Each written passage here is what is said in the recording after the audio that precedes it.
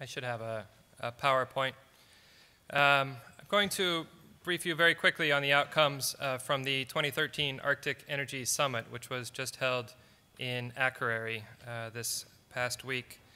The title of this summit emerged as "On Behalf of Our People."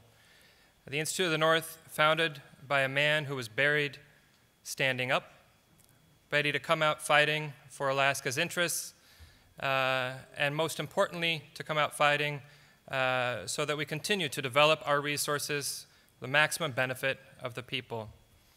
The Energy Summit designed with this in mind. Alaskans are just as concerned as you are and so many others are about what's taking place in the Arctic. They're also capable. The premise for the Arctic Energy Summit is that we have great wealth. We are rich in resources, both renewable and non-renewable, and that we have responsibility to care for those, and that richness plus responsibility equals resilience. And this is our future, a future that we craft as people of the North. I want to talk just briefly about governance, because this emerged as a key area of concern for the Arctic Energy Summit participants, 200 of whom came from all 8 Arctic nations as subject matter experts and community leaders. 3 levels of governance: national, indigenous, and subnational. Local leaders, local government leaders, tribes, Aboriginal organizations. 3 levels of governance working together, who are balanced and consistent in their approach to this future. And this term rights holders came up and out of the Arctic Energy Summit. I'd have you reflect on this. I'm going to only editorialize once during my remarks, and I want to talk just a little bit about sin. It came up earlier today. It doesn't seem like the sins of the transgressor should result in rights over the victim. The people of the Arctic, sovereigns of the Arctic at national, indigenous, and subnational levels, have that right. These are the rights holders who will determine the future of the Arctic. We also talked about, at the Energy Summit, a cross-sectoral approach. Industry will lead, it will move first, and it will move fastest. Government will respond, will regulate, it will manage that activity on behalf of our people. Academia has a role in providing science-based decision-making and evaluating our performance. And the non-governmental sector has a role as our moral compass. It turns out, as all compasses do, we have many points of origin and starting places. So the non-governmental sector can help voice civil society's values and bring values into this discussion. But it takes all sectors to produce valuable outcomes in the Arctic. Just a little bit about richness, and this came from, again, 3 days of discussion up in Akureyri. We're thinking about a 3-legged stool of renewable, non-renewable, efficiency, and conservation. You can also think about this as sustainability.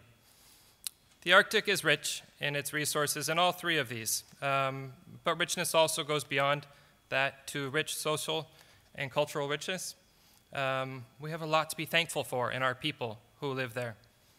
We have a lot to appreciate of the people who live there, and we have a lot to give credit to for the people who live there, because they've been doing this for so long, and they've been doing it well.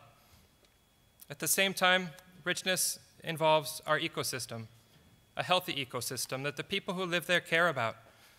The people who live there are determined to protect and make sure that their activity mitigates risk accordingly.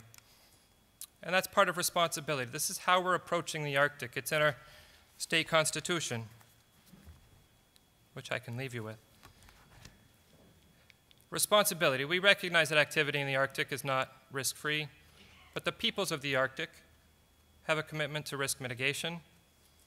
They recognize that we have to have necessary response ability when it comes to protecting communities, culture, and the environment. And then we have indicators in place developed by Arctic Council working groups and others that can measure these. Concerned but capable. Resilience.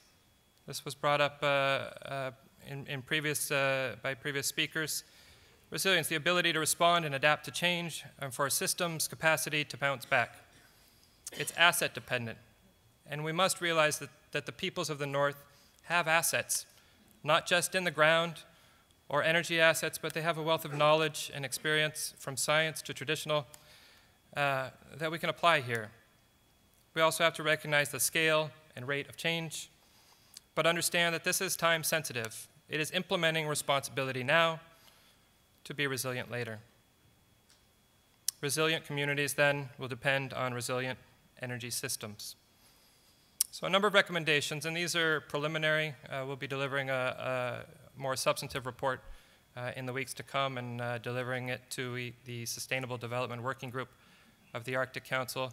A number of recommendations, though, that I want to share with you for projects that will help reinforce these three themes and maybe communicate capability.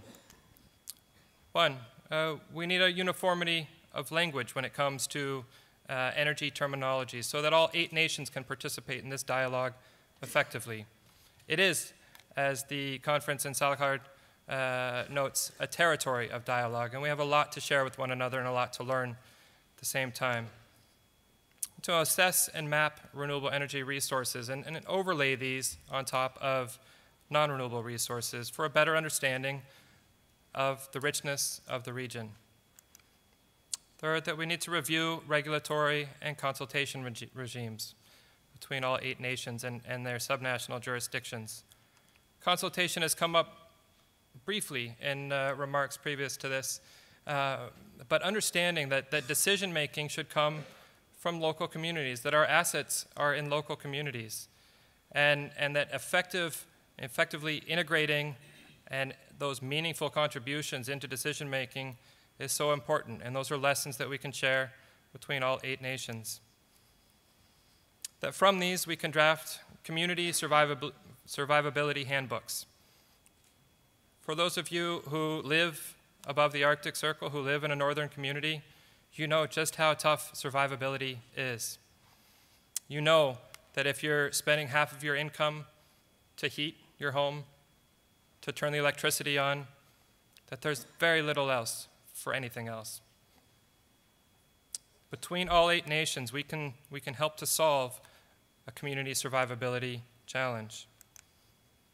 Finally, that we can develop a roadmap for getting from richness and adding responsibility to get to resilience. President Grimson started out the Arctic Energy Summit by offering a challenge, that the Arctic is not only a model of cooperation, of communication, of collaboration, but it could be a model of clean energy development. It's not often that I disagree with the president, but when I do, it's in front of 1,000 people.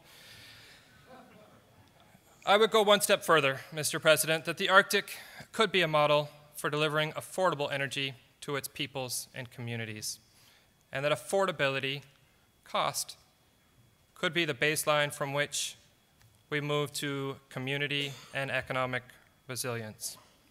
With great energy wealth comes great energy responsibility on behalf of our people. Thank you.